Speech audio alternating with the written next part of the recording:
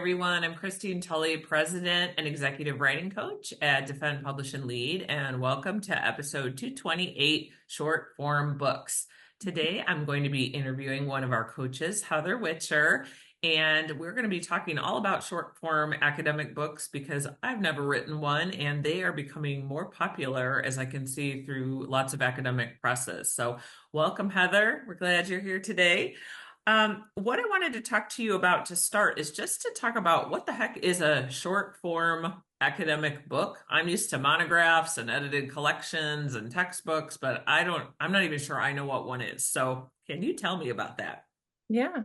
So a short form book is similar to a monograph, right? Except it is significantly shorter. So they are about 30 to 50,000 words.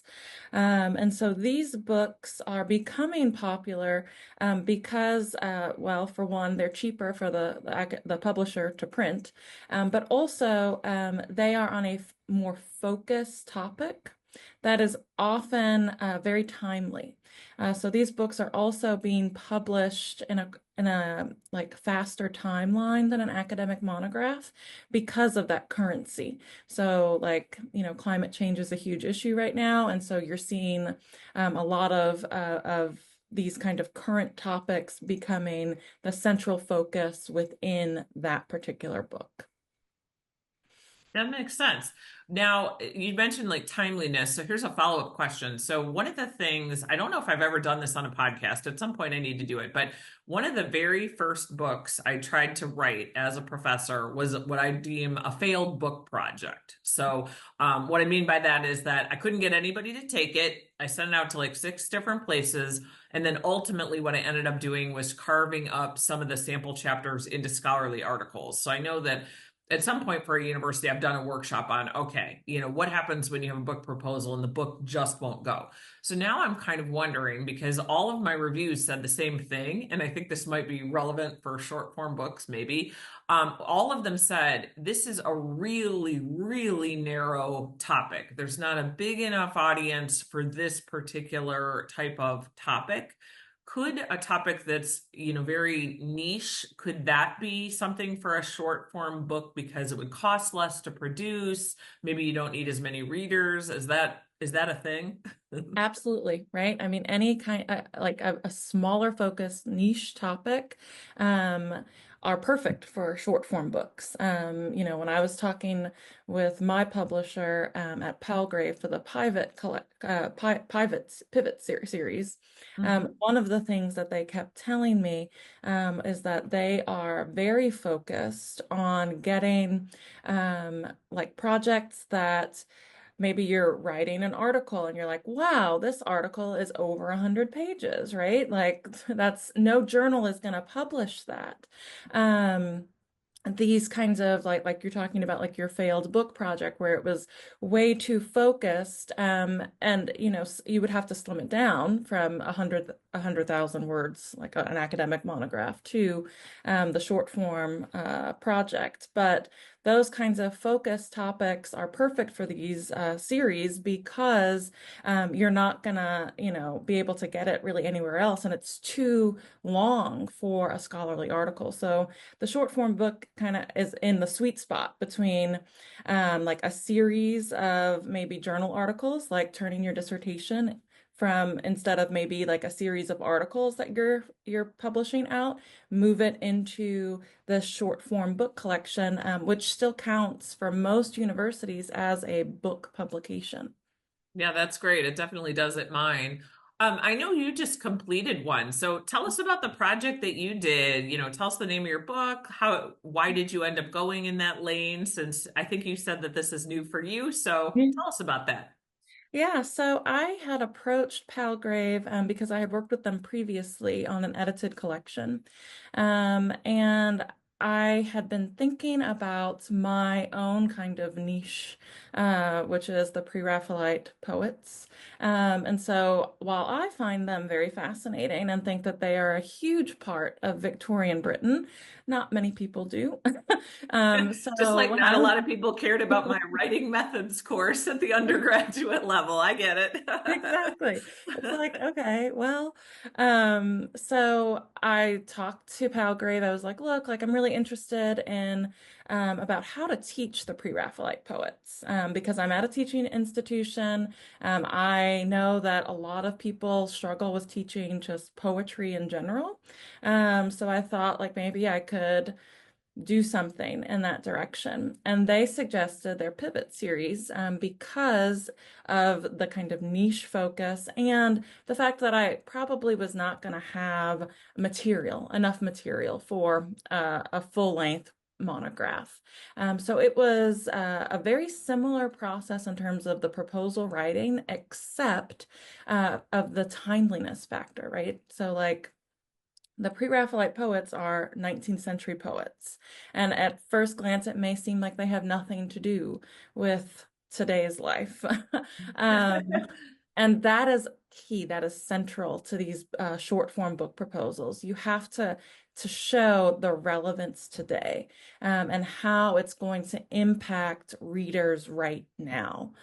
So that was a very interesting kind of mind project for me was thinking about, okay, so this group of Victorian poets, like what were they doing? What is similar? Why are they still important today? Which also invigorated my teaching of them that semester. So it ended up being a really interesting way to approach my scholarship that I hadn't thought of before because of writing the proposal. So we wrote the proposal, and you do the same kind of like academic writing, but the audience is meant to be not just like academics and libraries, who are primarily the ones that are going to be buying an academic monograph. These books are more generalized, so they are pitching them also to the general public. So my editor told me to think about it more of as like a public humanities project. That's So that interesting. So also, then say one more thing about that. So for example, you mentioned that you were interested in how to teach this material. When you're reaching out to the public, who is that public that you're reaching out to? so I was imagining my students. So I I was see. imagining the college, the college education sector, right? And my students come from a diverse array of backgrounds, and not everyone is interested in poetry or English for that matter, right? I teach a lot of core curriculum classes. So that was definitely the audience that I had in mind when I was writing it and pitching the project, which is very similar to a public humanities project. Why would just the average person care about this topic? Why are they going to pick up the book to read it? So like another kind of tip that my editor gave me was thinking about just writing not a nonfiction essay, right? Like that, and instead of pitching it in like high academic jargon or anything like that. So it really, it gave an interesting perspective to the writing project. And I think it actually helped me become a better writer because I wasn't as focused on, um, you know, theoretical framing or anything like that because the general public doesn't really care that much about Foucault or Derrida. They care Sadly. about relevance. Yeah, yeah.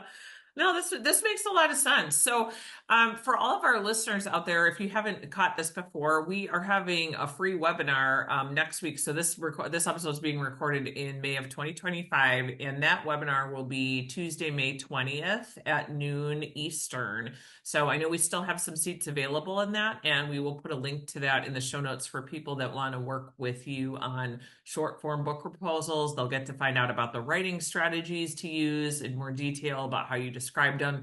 Also, if you're listening to the episode after this and you're like, oh, I missed that webinar, we do give away webinars for free. You just have to email me at Christine@Define Publish and Lead, and you can get a recording of the free webinar and a connection to Heather if you want to work with her. Also, I want to point out one of our sponsors is the Textbook and Academic Authors Association, as I've mentioned before. And this discussion about short form book proposals is really timely because their academic authoring conference is coming up June 6th and 7th. And it is a conference that is very low cost to register for.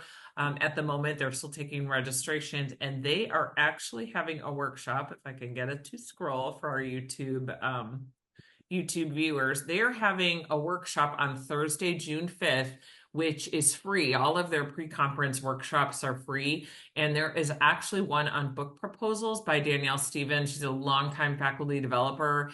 And one thing I like about Danielle is she always does stuff in numbers. So and true to form, she has a session called Book Proposals, 5 Myths and 5 Action Steps.